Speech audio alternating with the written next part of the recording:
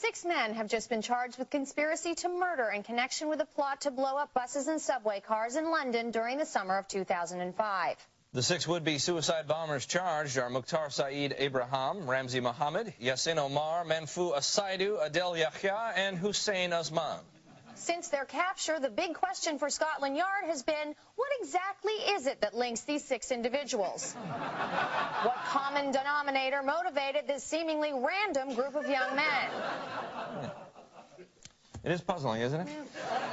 But here to help us untangle this mystery, please welcome international terrorism expert Dr. Franklin Robertson. Welcome, Doctor. Thanks. Thank you.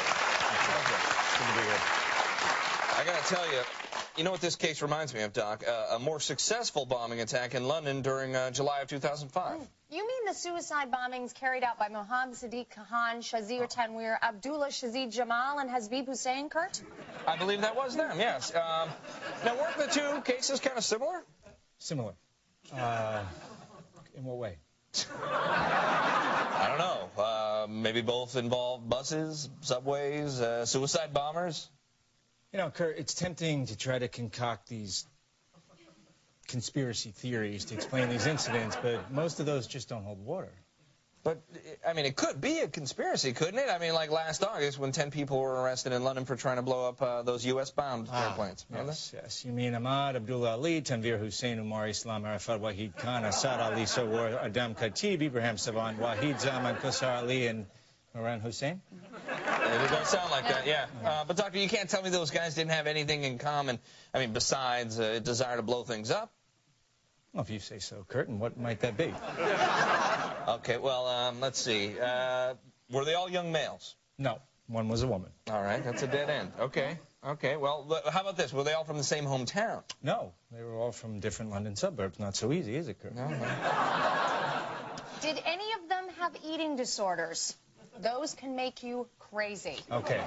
Yeah, you're right. Now, funny you should ask that because we just learned that none of them would eat pork. Still don't know what that means yet, but...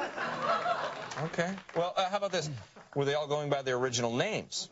No. Kurt, Umar Islam was born Brian Young, but he changed his name after he converted. Converted? To what? Islam. Oh, geez, another dead end. Everybody knows Islam is a religion of peace. Yeah, so that doesn't work.